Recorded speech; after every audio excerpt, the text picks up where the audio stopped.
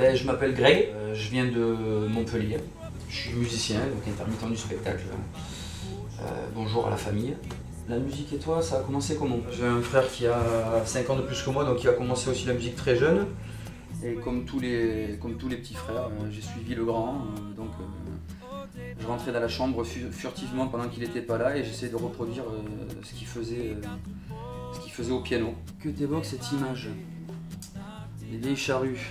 Ah, on était dans un canapé avec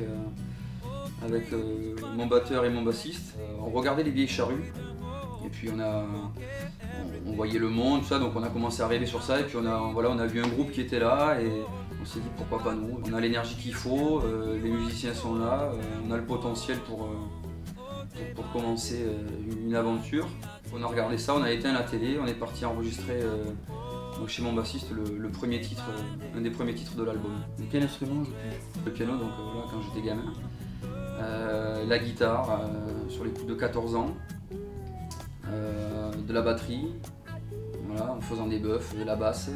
Pour écrire les chansons, pour les compos, c'est plus facile voilà, une fois qu'on connaît toutes les tessitures des instruments.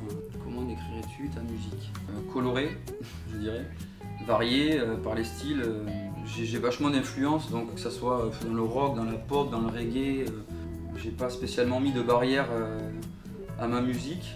De quoi parlent tes textes? Un peu de tout, déjà il y a une qui parle quotidien, qui parle de ma vie, donc d'intermittent du spectacle, le fait de faire des concerts, de rentrer très tard la nuit, donc c'est aussi une spéciale dédicace à tous ceux qui travaillent la nuit. Après il y a des chansons plus fun, vraiment sur le sens de la vie, prendre le côté positif de la vie. C'est des chansons, on va dire, supplémentaires au registre des chansons utopiques. Voilà, j'ai pas été le premier à écrire des chansons utopiques, que ce soit sur ce qui se passe dans le monde, sur la misère. Quelles sont tes influences? En passant par le rock des années 70, toute la période Woodstock, les Led Zepp, les Doors, les Who, que ce soit dans le funk, Earth, Wind & Fire, dans la pop, Stevie Wonder, dans le reggae. J'ai pas de barrière musicale, ça peut être du rap, du français, c'est vraiment selon les périodes. Que t'évoque cette vidéo? Donc ça c'est le premier live qu'on a fait avec l'équipe. Donc on a fait une première partie à Victoire 2, c'est une salle montpelliéraine. Donc on a réussi à faire un gros live, on a répété 1 heure avant, donc tout le monde connaissait les morceaux plus ou moins, on sortait du studio. Et ouais, c'était un grand moment, c'était un beau moment, j'espère qu'il y en aura d'autres. C'est la première fois qu'on joue en live nos chansons, donc avec les cordes, tous les musiciens. Voilà, c'était en faisant n'importe quoi. Donc cliquez. Ben, Rémi Gaillard. Donc le projet N'importe quoi, voilà, qui a débuté il y a 10 ans, en 2001. Et donc Rémi était un super pote à mon frère, on habite dans le même village, donc moi j'étais plus petit, on a 6 ans de différence. Et vu que je commençais la musique en fait, donc j'étais à mes débuts intermittent du spectacle, donc j'étais un des seuls qui avait du temps, on va dire, de la disponibilité pour venir le filmer. C'est une superbe aventure, quoi. C'est vraiment le parallèle de ma vie musicale. J'ai la musique et c'est vrai que pendant 10 ans j'ai été caméscopeman de Rémi Gaillard. Que t'inspire ou t'évoque les images suivantes? Ben Harper, c'est quelqu'un que j'aime beaucoup. On a la chance actuellement dans notre génération d'avoir un artiste comme lui. Moi c'est vraiment une grosse référence, une de mes grosses références musicales. Bob Marley, pareil. Un des pères spirituels de Monsieur Ben Harper. Voilà. Chacun a ses influences. Lui, ça sera, je pense que c'était, comme il le disait, tous les groupes 70 et Bob Marley. Et Bob Marley, c'est pareil pour moi aussi, c'est quelqu'un que j'aime beaucoup. Ça, c'était, alors là, c'est une photo, là, c'était en studio, le jour où on faisait les prises. C'était le fameux bœuf traditionnel à la fin du studio. Donc on fêtait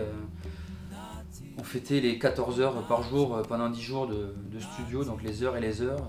Il paraît que tu as une période magicien. Est-ce que tu as eu une période magicien, un petit tour?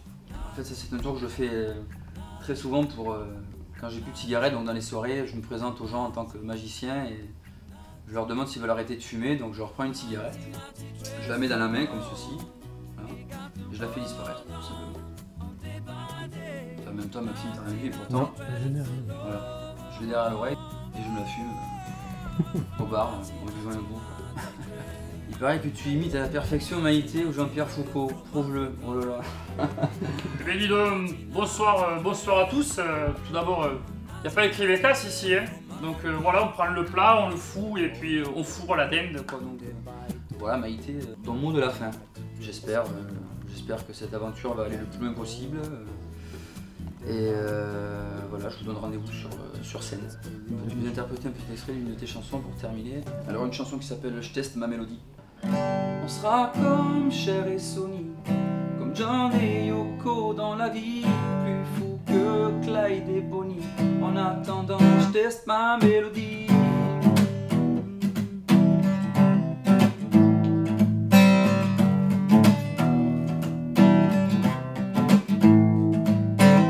Je ferai ce qu'il faut pour te plaire, apprendrai le mambo si c'est nécessaire.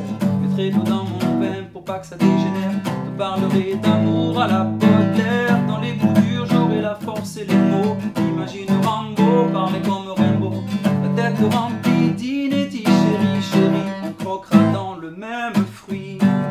Un coup de toi sur les lèvres et je sens couler la fièvre. Le sel suisse bat tous les records. Mon aiguille elle n'indique plus le nord déboussolé.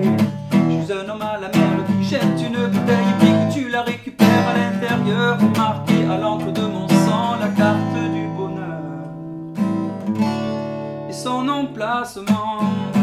J'attends une lady, un billet Venise-Italie, l'autre partie de ma vie, le jackpot en un seul crédit. On sera comme Cher et Sony, comme John et Yoko dans la vie, plus fou que Clyde et Bonnie. En attendant, je teste ma mélodie.